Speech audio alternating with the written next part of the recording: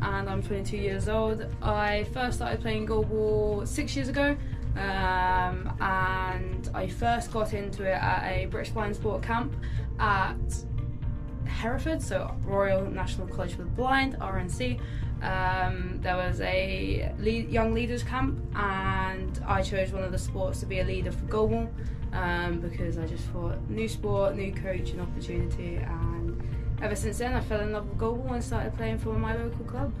How does goalball differ from other VI sports, and what drew you to it specifically? So goalball differs from other different VI sports because it's such a unique sport. Everyone says it's a unique sport because there's no mainstream link to it. Like, for example, where you've got cricket, then you've got the adaptation of visually impaired cricket or blind cricket. Same for swimming, you've got the adaptation for swimming, and for football you've got partially sighted football and blind football. You've got them links for mainstream sports, whereas goalball, it doesn't link to any mainstream sport. And so when I started playing it, I ended up falling in love with it due to it being an equal playing field and it being a ball sport. I grew up a lot playing basketball, but then had to transition into playing VI and blind sport, and gave myself a challenge of trying a new sport and going out my comfort zone and putting on an eye shade and running around the court blindfolded. And yeah, so now I'm here. What reactions do you get from sighted people when you explain goalball to, like when you explain the game to them? Yeah.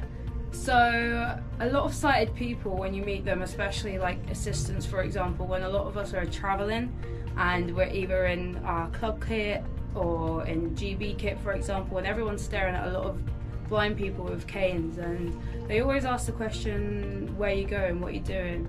And we always say that we play a Paralympic sport for blind and visually impaired people called goalball, and their first reaction is gold ball. And I'm like, no, it's okay. And we're like, no, goalball. So goal, like a football goal, and ball put together. Weird name, but yeah, goalball.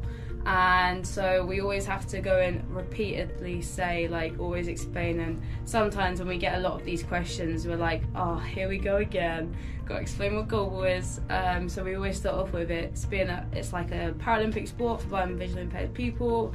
It's like a three-a-side game where we can't intrude on the opposition's half, and our goal is to bowl the ball down the other end of the court to score a goal, but we also have to dive on the floor and get our bodies in front of the ball to stop it from going into the goal.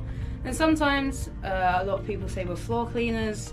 We're not floor cleaners. Just because we slide on the floor doesn't mean we try and clean the floor. But yeah, that makes a lot of them giggle, and yeah, we end up just getting up a video and showing them what it is, and they're like, oh my god, that looks so cool, that looks. And then some people, even on like live stream links that I've seen at the Paralympics, are like, this sport looks so easy, I think I can sort of go. But then when you put a sighted person under shades where they have no useful vision, they're like, whoa, can't see anything. And then they have to throw a ball that weighs 1.25 kilograms and is the same size as basketball, but it's a lot harder and a lot grippier.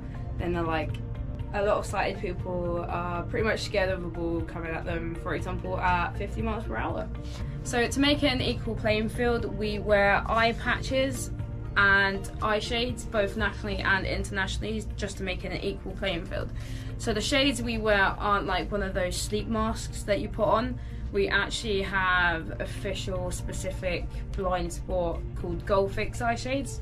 So what they are is like, it's like a very flimsy plastic front, and some of the eye shades cover up half of your face depending on what size you get. So these ones in my hand are quite large, so it covers from probably like my forehead to about just under my lips.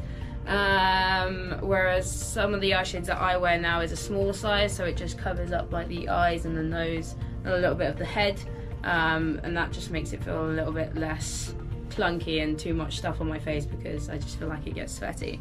So it's pretty much a flimsy plastic bit with a nose beak, so it's like a rounded triangular nose piece, just to protect the nose, because getting hit by a heavy ball may break your nose. I'm not trying to put anyone off. And then we've got like stretchy elasticated band at the back of it, just so we can stretch it and put it over our heads. Just so right now I am putting it on top of my head, bringing the elastic bit behind my head down towards like where it's in line with my ear, and then I'm just lifting up the front of the shades and putting it over my eyes. These are a little bit big, but it's okay. And then there's a little strap at the back where we can tighten it as well, and yeah, so I probably look like a penguin right now, but there's actually on the back of the shades where the plastic flimsy bit is actually foam. So this is just to give us a bit of extra padding to protect our face and our eyes. And then where the eye bit is lined up, there's actually a little gap so you can feel the plastic bit. That's where our eyes fit in, so the rubber, well not the rubber, the foam doesn't rub against our eyes and create like irritation. And that's that one. On the eye shades, we actually have to get eye patched. So we wear medical patches that they use a lot in hospitals. Either after you have surgery or if you might have an eye infection, for example. But these aren't like the sticky ones that stick to your face once they get wet. So there's like a little soft padding in kind of like a, not a shape of the eye, but there's one end of the patch where it's quite big, and that's where your eye lines up. And then it gets smaller, and that will go around the corner of your eye on the outer side.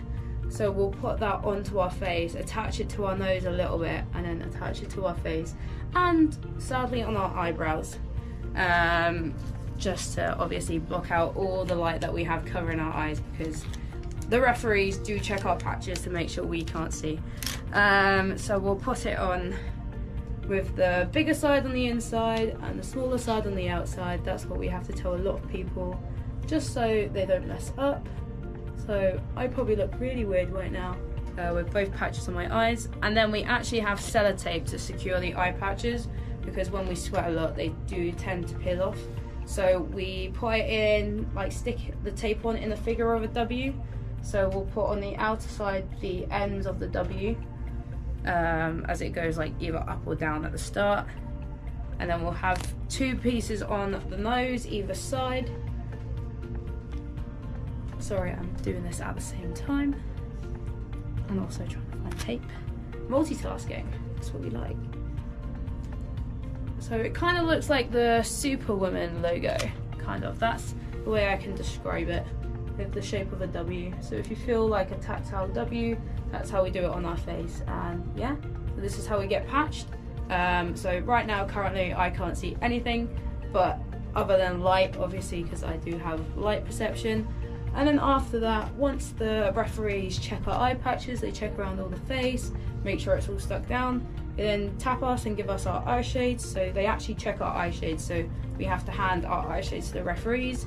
They then do all this weird stuff to check there's no like holes or anything wrong with the foam, so that players can cheat. They'll give it back to us. Either way, they'll either give it back to us nicely where it's facing the right way for us to just put it on our heads, or they'll give it to us the wrong way where sometimes you could put it on upside down without realising and the beak's facing up instead of covering your nose, so then you have to change it. So always make sure that the beak is facing down. Then we put it onto our face with the nice soft foam on our face, and then pretty much all done.